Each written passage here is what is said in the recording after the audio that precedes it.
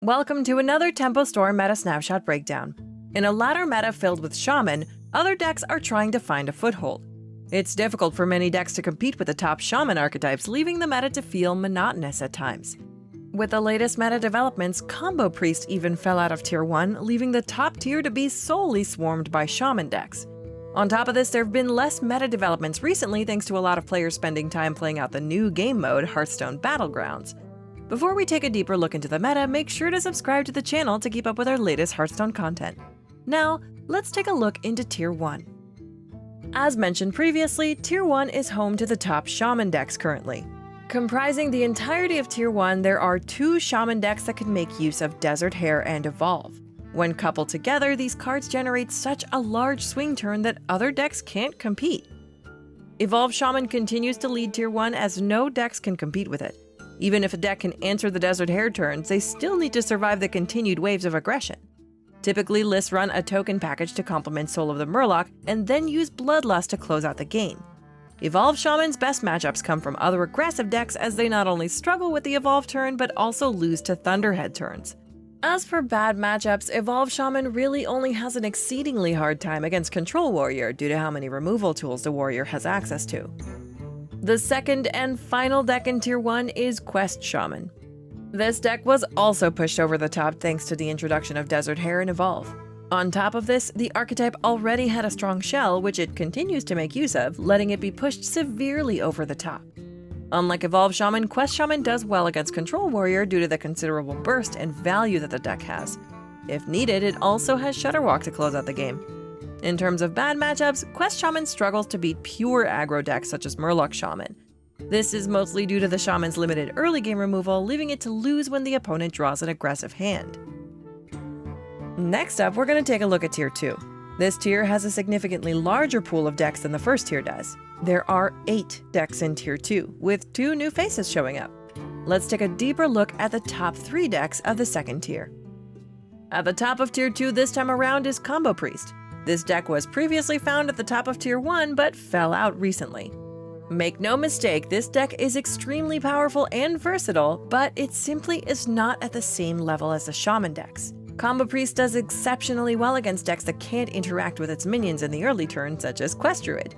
It struggles against decks that can remove its early minions while developing their own. Decks such as Tempo Rogue can use its arsenal of spells to interact with the Priest board while summoning their own threats.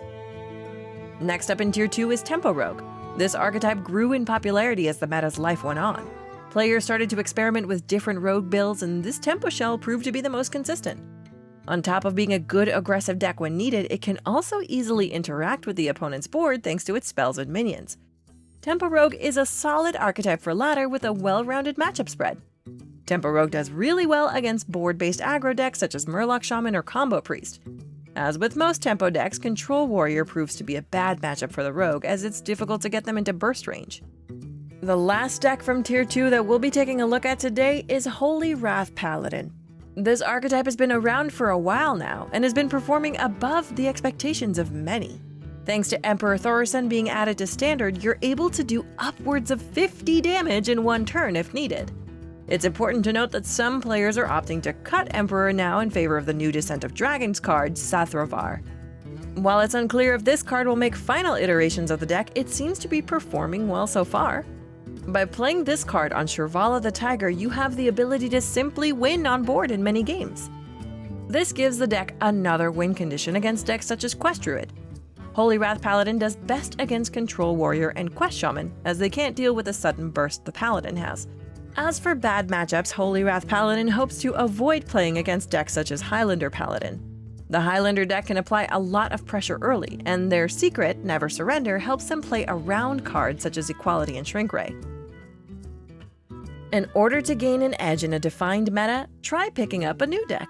It may take a few games to master an archetype you haven't seen much, but the payoff can be huge. We here at Tempo Storm suggest picking up Murloc Shaman as your pocket pick for the coming weeks. The deck isn't extremely difficult but can have very intricate turns. While a lot of people may claim that the deck plays itself, they're wrong and might lack a deeper understanding of aggressive decks. At a surface level, aggressive decks want to play out a curve and go face, but deciding which minion to play and when to trade can be extremely difficult at times. With aggressive decks, if you make a minor misplay, it can cost you an entire match. Murloc Shaman does well against a lot of the Tier 2 decks, as well as bolstering an impressive 65% win rate against Quest Shaman. We suggest taking the time to learn how to play Murloc Shaman, as it'll likely remain popular following the rotation of wildcards out of Standard due to it losing nothing. The meta has been mostly refined, with Shaman being the clear powerhouse of the format. Even when decks try their best to answer the Shaman decks, they still manage to keep afloat. This concludes our Tempo Storm Meta Snapshot breakdown. We hope this video helped you gain a better understanding of the meta. Be sure to leave a like and subscribe to the channel to keep up with all of our Hearthstone content. Thanks for watching.